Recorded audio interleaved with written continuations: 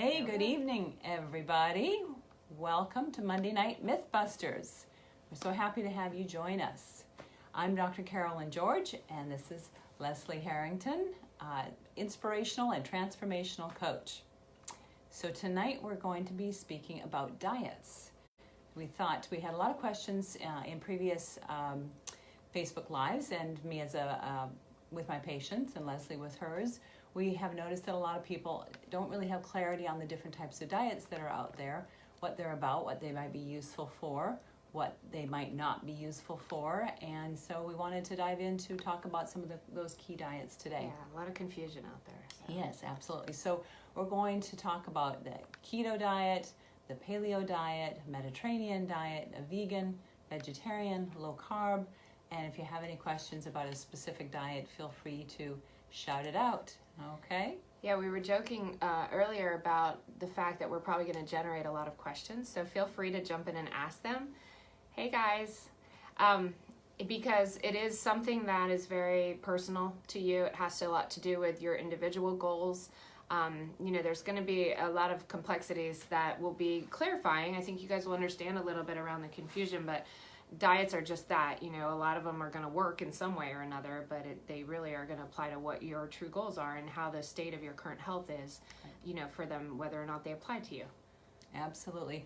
And that's actually one thing we're going to try to clarify a lot of this, but in doing so, we're going to be asking you a lot of questions to ask yourself so that when you're trying to sort out what's your best diet, that it's going to be important for you to kind of go ahead and kind of really dig deeply and kind of figure out some of these answers and decide too if this is a diet, which kind of implies a short-term period, or if it's a food plan, which is really a way of living.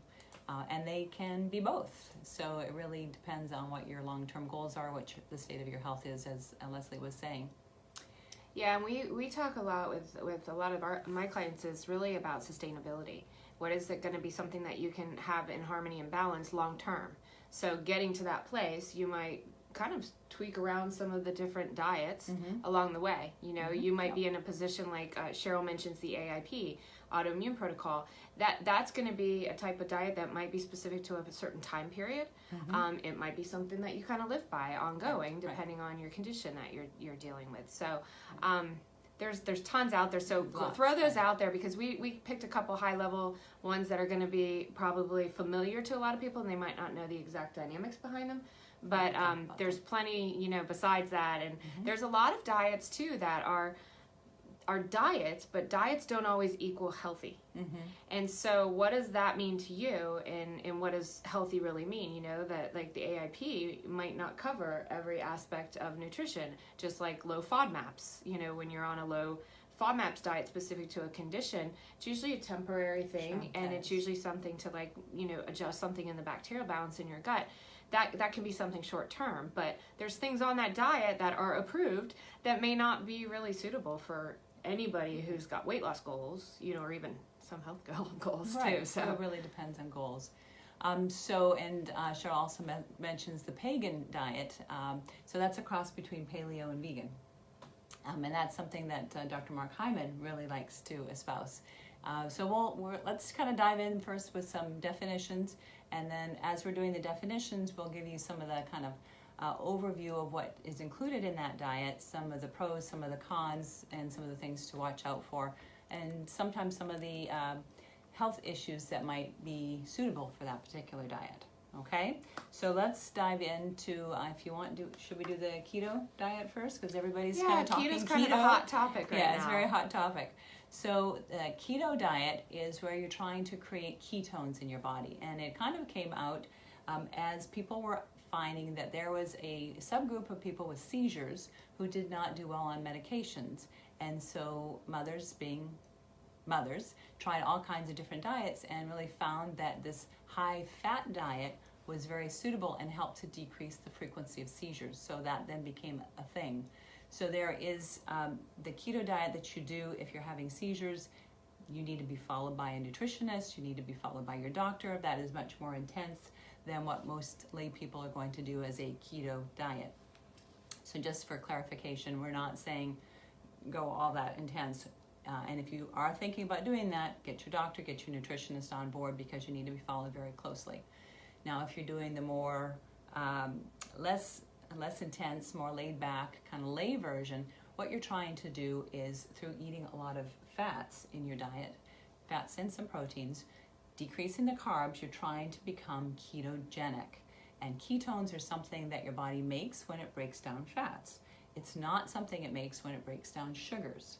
And so when you're eating carb-heavy foods, your pasta, your breads, your rice, that kind of thing, those are simple carbs, those increase your blood sugar.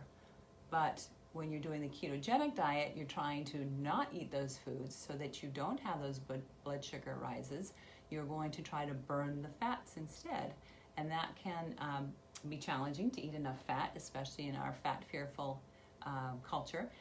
But you do want to eat fats that are healthy fats, not all fats, right? Correct, yes. And I think that the thing with keto is that it's trying to really minimize your insulin response, which is a fat storage hormone.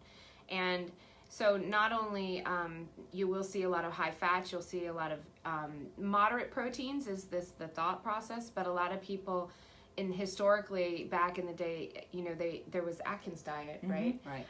Very high fat, low carb, very little attention was paid to quality. Right. So a lot of people were really fueling themselves with a bunch of hormone-ridden, antibiotic, animals that weren't from healthy, not healthy animals. So in the keto, they do have that focus on a little bit more quality of the protein, definitely quality of the fat, but you need to understand too, the moderate protein is important because protein will also stimulate insulin. So you can overeat protein on a keto diet and take yourself out of ketosis. So the ketones, I liken it to, Dr. Jason Fung is great. He talks a lot about fasting, but he talks about the money in your wallet, and how if you have money in your wallet, you're going to use the money in your wallet. You don't have to go to the bank. So that's kind of like the glucose in your blood. If your body has glucose in the blood, it's like using the money in your wallet. Until you're out of that money and there's no more, you would tap into the bank. So with glucose, once there's none, I call it first come, first serve. So it's going to use everything that's in your bloodstream initially, and then it's going to be like, wait, I have no more fuel, and then it's going to go to your liver and start to utilize those ketones. So allowing your body to kind of get to that place where it can access the fat stores instead of constantly fueling it, with even, mild, like your insulin really doesn't need to be at high levels all of the time. And we've really conditioned ourselves as society to eat a lot. We don't even know what feeling full means anymore. So the keto's really feeling hungry. Yeah, feeling full or hungry, right? We think we're hungry all the time, but we don't know because we're just eating. All the time. Yeah. So the keto's really interesting. So it's good that way. So because of that, it can potentially be good for people that are diabetic, but you, again, should be monitored by your doctor, because as you're going keto, you're probably going to need less medicine.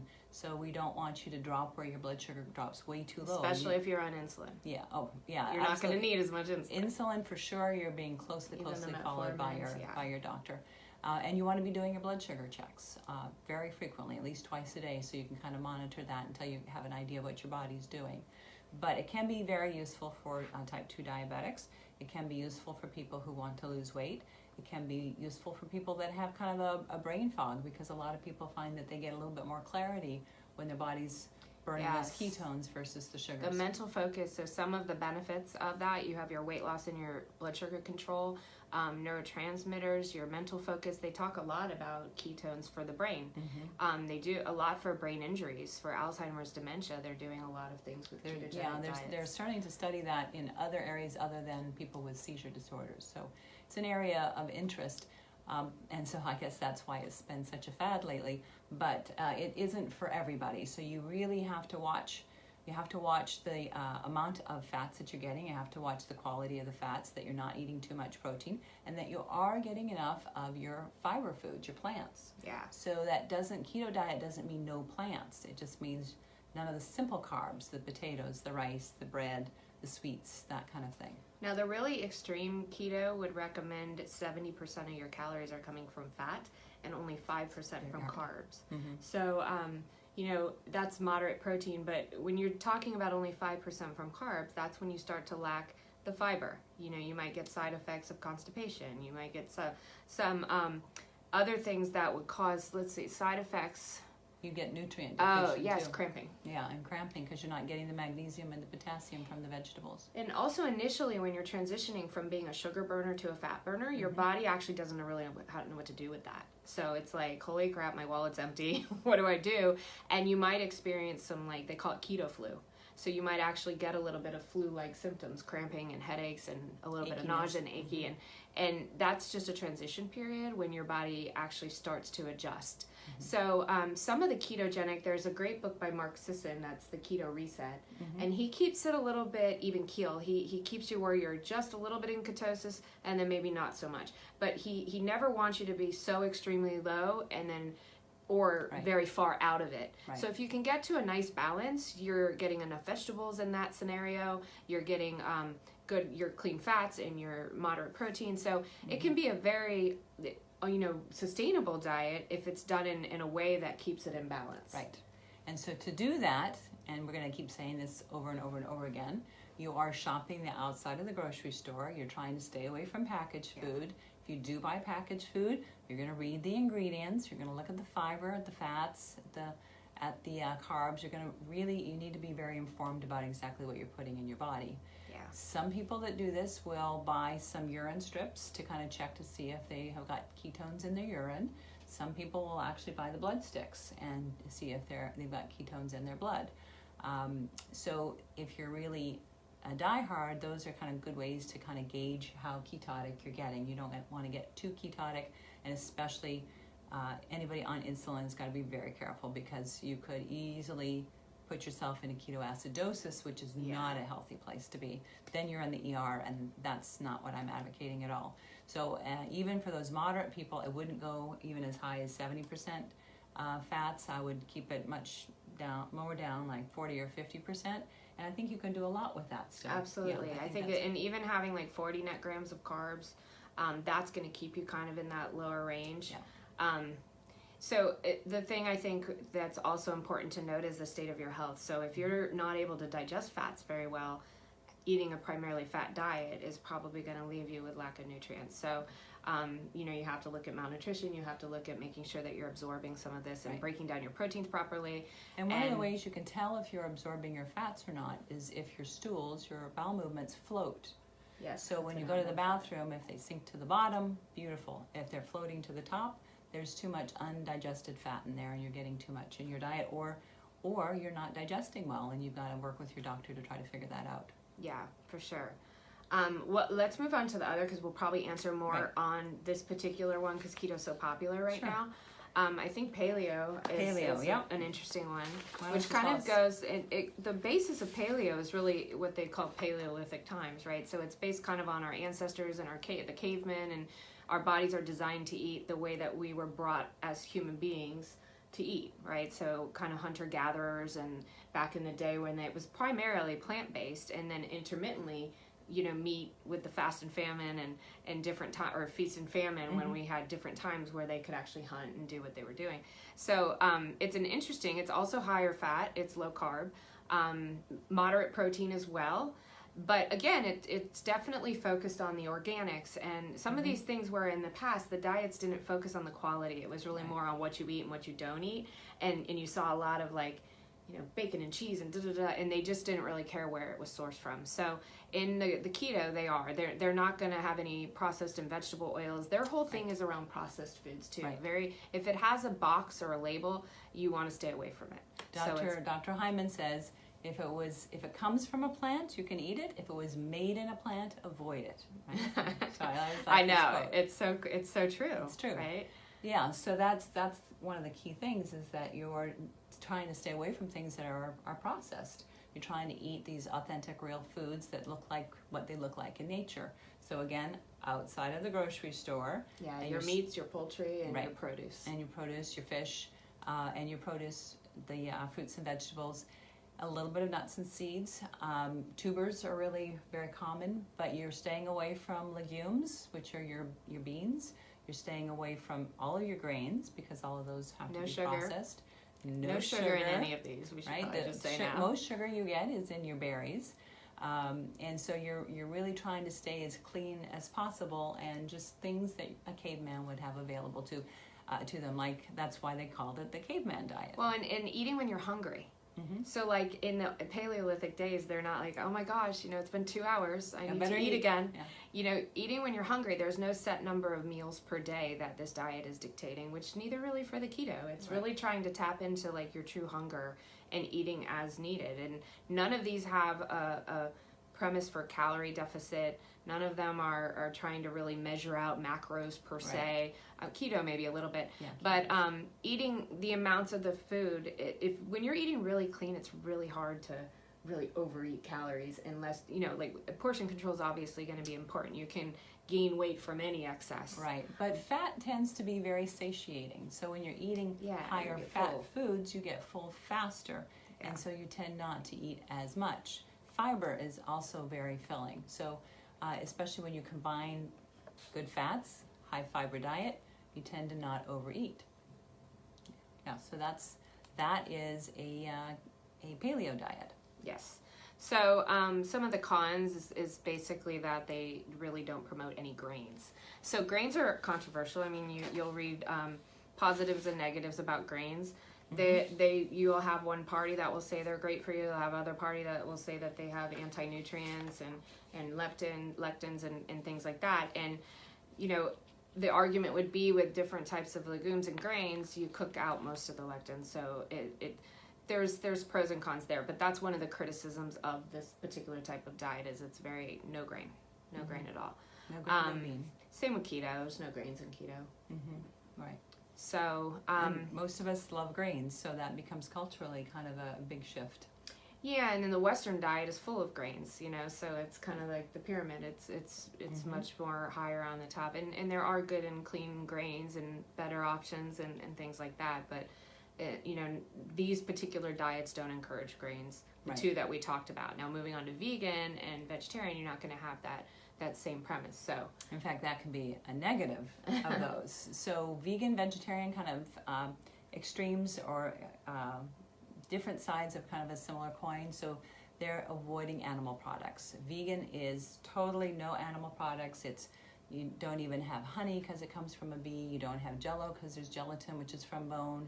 You certainly stay away from dairy and eggs and all fish and meats, no matter what animal it's from. So everything animal you're trying to stay away from in a vegan diet. It can be a food plan, it can be a way of life, and it does tend to be. People that are vegan tend to be very much worried about the environment and worried about animal cruelty. So a lot of them go out for that kind of a food plan because of that philosophy, but also because they feel healthier. So it's not always a philosophical thing. Vegetarianism is not quite as strict. It's avoiding most animal foods, but you're still having if you're a lacto-ovo vegetarian, you're still eating milk or dairy and eggs. If you're a pescatarian, that's essentially a vegetarian that's eating fish, or you can be just actually there's this junkatarian, which is really a vegetarian that's eating mostly junk food, which is pretty easy because you can take out the meat. You don't have to necessarily put in the vegetables, and you're just eating, your cakes, your pastas, the rice, all the box foods. You can eat tons of prepared food that has no animal product in it and not be healthy. So that is a potential issue with being vegetarian.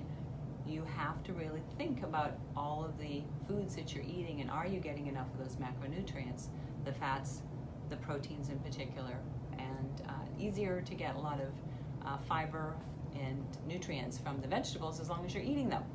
So you have to be a vegetarian that eats vegetables. I like how you distinguished earlier about some vegetarians and versus vegan is they'll eat things that come from animals, but not that would require an animal to be killed. Right. So that was kind of a distinction I hadn't really heard before. But I do know that vegan became much more popular in the last few years because of some of the films that have been put out there and about how we abuse our animals. Yeah, and which there's you have to understand when you're getting into adopting some of these belief systems and things that are important to you and you're passionate about, just understanding like where these types of diets might lack certain nutrients, and making sure that you're supplementing with them, or you're getting them from a particular, or going out of your way to get them in your diet. And understanding too, when it's an animal activist group, understand the stuff that's truthful and honest with those situations, but make sure you be careful with some of the other information, because there's a lot of misleading information, and there's a, just make sure you understand that and ask questions and really engage that. So with the vegan, one of the things that would be, you want to supplement, you want to consider your omegas, because you're not getting fish and dairy. So you want to make sure that you're getting some sort of omegas in your diet. You can get that through plant-based sea veggies, like chlorella spirulina. Not as much. It's more, you're going to get it more from the chia seeds and from walnuts, flaxseed, ground flaxseed. Yeah, some people wanting to have sea veggies, right? Well, no, they'll have sea veggies, but you're going to get more of the iodine from that. So if you're not eating fish, you're not having generally a good source of iodine. We have iodinized salt, but that isn't enough for some people. And so getting some sea veggies in, seaweed, sushi, and you can get vegetarian sushi. So having that can help to give you some of the iodine. But B12 is one of the key nutrients that you can be inadequate in if you're not eating animal products, because it is only in animals. Or actually you can get it from microorganisms, but you have to eat a fair amount of that. So fermented foods can be very useful. Yeah, and also vitamin D and vitamin C. So you want the vitamin C you'll get that through some of the foods that you do eat as a vegan, but you want to make sure, because that's going to help with the iodine absorption. Iron, yes. So iron. So iron-rich foods, which you can get in some of your leafy green vegetables, you can get, because you're not eating animal-based foods. A lot of people think iron only comes from red meat. There's tons of sources of iron through. So your black beans, your kidney beans, raisins, dates, all the deep green leafy veggies are good sources of both magnesium and iron. Yeah. So that's kind of the vegan vegetarianism. You do need to make sure you're getting some of those nutrients, just like with the paleo, for example, or the keto diet, because you're generally having bigger amounts of fat. Fat has no fiber in it. You do want to make sure you're balancing that with some fiber, because otherwise you'll also miss your magnesium, potassium, and zinc and selenium, and a lot of those other minerals. So you do need those, and of course those B vitamins. So there's a lot of nutrients that you don't get from the meat, or you don't get from fats. So you want to make sure you're always bringing in those veggies, right? Whatever diet you do, vegetables are always kind of a key, the central force. Essential.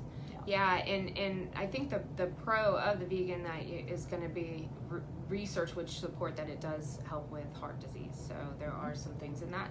Again, that can be from, if you're eating a higher plant-based. I mean, if you're eating a vegan diet, that's just everything on the shelf that's processed that says vegan on it. Again, you're going to come up against, the dangers of eating any type of diet that just, you start to focus on just, like I have, somebody said, I ate McDonald's French fries because they're vegan. Just because something's vegan doesn't mean that it's healthy. And I've asked people before, and they're like, I'm going on a vegan diet. And I'm like, why? And they had no idea why. They weren't even into the animal aspect of it, because they associated vegan with healthy. Right. And none of these diets are automatically healthy just because they are a diet. So just be mindful of that. Kristen says she's always counted calories and macros. Crazy now that I eat when I'm hungry. I eat healthy fats. Sorry, I'm actually can't see more. Healthy fats, carbs at night. Feel more satiated and more energy. So what's interesting is the carbs at night. That's one of the things that's more fat loss supportive. And some people do really well with just balancing their macros. And if they can balance their macros, which are your proteins, fats, and carbs, where your micros are your minerals and vitamins, the real kind of more detail, right? The breakdown of what's the carbs, fat, and protein are providing for you, then some people do well. Some people can just swap around their macros and then they see results. So within each macro, if you're eating these types of foods, you can still be doing any one of these diets using that macro model. Right. So, but the calorie counting, I think, is a little bit old school now. It's safe to say, eat more or eat less, exercise more is like, it's out the door. It's old school, because it's all about what your body's doing with it. And you're creating, you want to get your body to start working for you and being like burning like a furnace. You want your metabolism to be doing the work. You don't want to have to be like, I got to exercise just to eat, it's just, it's not. So just kind of going over a couple of those other diets that people ask about. So the pagan is kind of a cross between paleo and vegan. And so the way Dr. Hyman sees it, it's just using meat kind of as flavoring, rather than having it as a big amount, but having the lion's share of your meal plant-based. So that's the pagan. Then there is the AIP, which is the autoimmune diet, and that's very useful for people who have a lot of illnesses or are food sensitive or have thyroid issues or leaky gut, and they're trying to figure out what foods are their trigger foods. And so in an AIP diet, you're taking out a lot of foods that can be good for you, but not necessarily for that person. So you're taking them out as a broad sheath, and then you slowly add them back in. So you generally take out your dairy, your gluten, your soy, your corn. Sometimes you'll take out certain meats. You'll take out certain eggs. Plants even. Sometimes you'll take out the nightshades, which are your eggplant, tomatoes, peppers, potatoes, that kind of thing. So you can take out all these big groups of foods and then see how you feel, and then usually after a few months, depending on, again, what your goal is. If you have MS and you're doing it for life. That's part of Terry Wall's program for MS. If you're doing it for thyroid, sometimes you're doing that for life too. But sometimes you can start to add some of those foods back in and see if your symptoms come back. If they come back, well, you pull that food great big elimination back up. diet. Yeah. So that's an autoimmune diet. Guy says he has SIBO and gastritis. Would one of these diets help me? So SIBO in itself in the treatment protocol would have a temporary, what they call low FODMAPs, FODMAPs. It's actually an acronym. Again, too, when you say some people have digestive things, so there could be tons of really healthy foods on any of these diets that your body doesn't like. And so you could be like, but I'm allowed to eat that, and you could know it makes you feel terrible. So it's really tuning in and say, you know what, I can eat that, I'm allowed because it's part of my diet, but you're not going to want to eat it. So that's where some people go wrong, is they see what they can eat, what they can't eat, and they'll eat stuff that maybe isn't right for them anyway. So, don't feel like because it's okay or it's deemed healthy that it's necessarily right for your body. So if you're not breaking down things well, SIBO is a unique beast, because there's you're feeding bacteria. The goal is to kind of make, I like to think like there's a party going on in your gut, and you want harmony, and you want the good balance and things like that. The people who weren't invited. Yeah, so with SIBO, you're generally trying to avoid, for at least a while, those high fiber foods like garlic and leeks and asparagus and apple peels, sugars, and things like that. Processed. So those are all foods that are what we call high FODMAP, so you would then consider a low FODMAP diet. But until you change something that's going on, until you change that environment in your gut, you need to do that low FODMAP, but you don't want to do that long term, because it takes out so many of these prebiotic fibers that are very good for your microbiome. So it's not a long-term safe diet to do. It's not one of those that's diets one of those temporary diets that aren't necessarily healthy. There's a lot of things on there that you can eat that might not be good for someone with blood sugar issues, that might not be good for someone whose weight loss is their goal, So when you start to add in those factors, then you find yourself extremely limited, and then at that point you're dealing with so much stress about what you can and can't eat that it turns into like orthorexia, which is a whole new term that they're talking about. And that's worth actually talking about for a minute, because orthorexia is where you're really worried about what to eat. Okay, I can't eat this, I can't eat that, I can't eat that, fear of eating. And you don't want to do that. So you want to try to sort out with your doctor, with your practitioner, kind of what foods are healthy for you, maybe with your nutritionist, with your own experimentation. But ideally, we want to be eating a diverse diet. And that's one thing I always bring home to my patients, is no matter if you want to do keto or paleo or vegan, whatever it is that's kind of your basis, you do want to eat diversity, right? So your body, the bacteria in your body, which is what we really want to feed, they need a wide variety of different foods. Yes. You cannot eat even though they're healthy, you can't just eat broccoli and carrots every day. We are more human bacteria than we are cells. So our bacteria make up so much of our body. We want to have the diversity, and I mean color, and making sure you're mixing it up. We do tend to get foods we only like to eat. Right. And we eat the same and things it's all very the time. easy to get into that track when you're on restricted diets and when you do have gut issues and things. So part of what I do a lot of is transitioning people back to somewhat normal and balance, and not being afraid to eat certain foods, and really focusing on what you can eat, not what you can't. So if you get a list of, all these things you can't have, no, let's focus on what you can have. And then you kind of go crazy with that, and like, what kind of recipes can I make with that? There's actually apps that will allow you to take out all the things, and then they give you recipes with the foods that you can have. Right. I think Yummly is one, Yummly. Those are great, because then you start to focus on the foods that you can have, and you kind of start to forget about your restrictions, right? And by the time you kind of get through the time period that you're restricted, you start to reintroduce stuff, and things start to come back into flow. Epicurious is one too. You can put in the main ingredients that you want, and then they'll come up with some recipes for you. So it's really important to try to eat a diverse diet. Again, the microbiome is key. There's another saying: we come into the world 90% human, 10% bacteria. We leave the world 10% human, 90% bacteria. So our microbiome, actually, as we are living and speaking here right now, we are 90% bacteria. We're only 10% human DNA, and the rest of the DNA in us is bacterial, or like walking bugs, parasites and virus. Yeah. So we really need to take care of those little critters, because they take care of us.